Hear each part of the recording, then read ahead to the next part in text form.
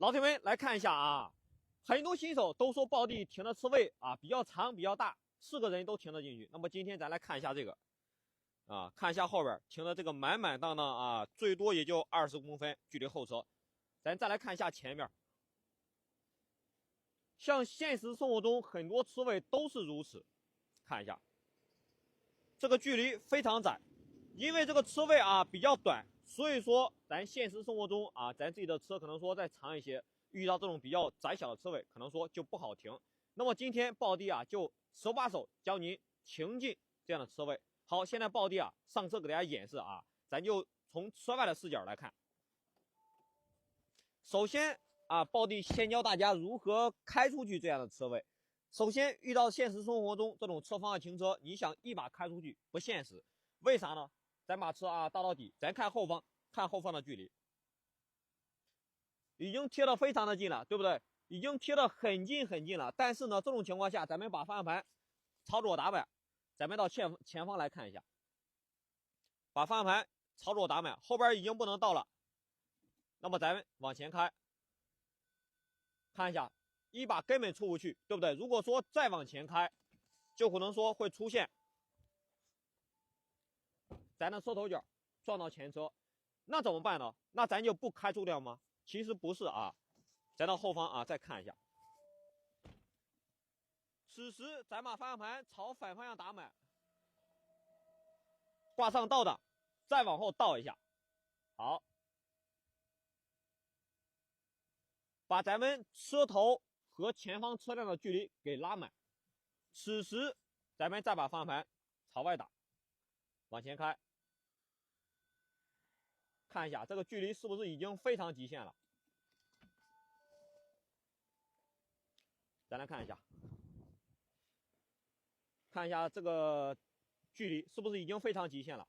那如果说啊您不放心，您可以再把方向盘朝右打满，往后倒，拉大一下车头的距离，咱们再往外开，会更加的安全。好，现在抱地啊把车开出来。好，首先呢，遇到这种现实生活中的侧方向停车，咱如何停进去呢？你想要做到一把进车库不现实。好，首先第一步，咱把车辆顺直顺正，咱们到后边去看，到后边看，把咱的车辆顺直顺正。好，我倒回原来的位置啊。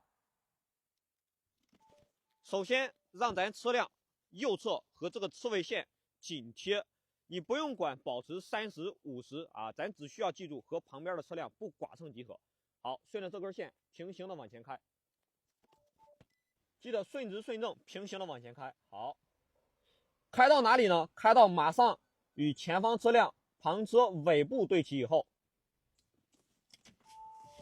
这是第一个关键停的点位，也就是说咱车辆的尾部和旁车的尾部对齐以后，或者说你超过去一点也是没关系的，因为咱们要留足往后倒的一个距离，因为这个车位刚才大家看到了，车位比较窄小，对不对？好，这是第一个点。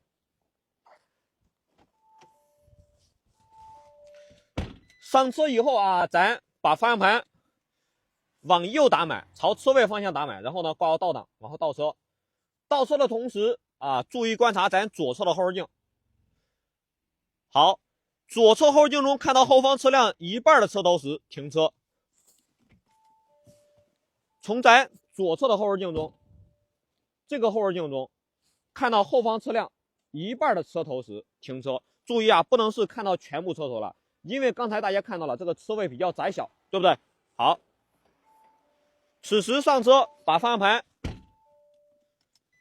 回正，然后呢往后倒，边倒边动方向盘，边倒边动方向盘。好，倒到哪里呢？倒至咱左后轮快要压车位线以后，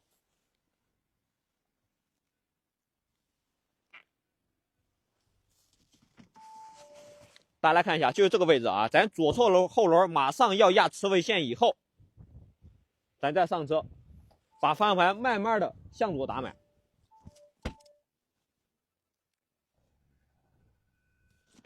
倒至咱车尾，就是说不能再往后倒以后啊，因为此时咱看到了，明显咱的车辆进不了车位，对不对？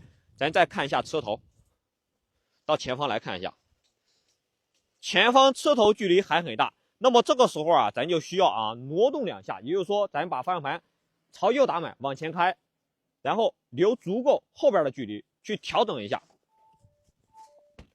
好，把我前进的往前开。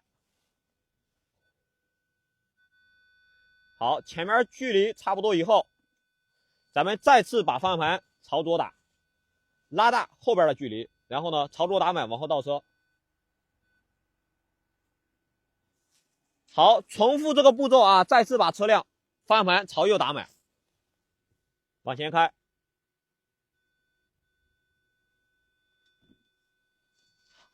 这个时候啊，咱们可以看到车辆已经快要挪动进库了，对不对？因为现实生活中的侧方停车需要调整，这个时候大家看一下，前方的距离也非常短。那么这个时候咱需要怎么做呢？把方向盘再次啊，这个是朝左打满，然后呢往后倒，车辆就可以完美的进库了。好，回正方向盘。OK， 大家看一下。不要再说啊，抱地停的车位4个人都能停进去了。就像这样的车位，我敢说啊，在座的各位99%你都停不进去。咱看一下前面，啊，这个车头明显已经接近这个车位线啊，已经平齐了。后边刚才大家也看到了，啊，我的车尾一样超过这个车位线了。您想一下，这个车位还没有我的车大啊，都停得进去。您就说啊，抱地停的怎么样？咱再看一下车轮。没有压线，对不对？好好学，好好看吧。今天就到这儿啊，下期再见。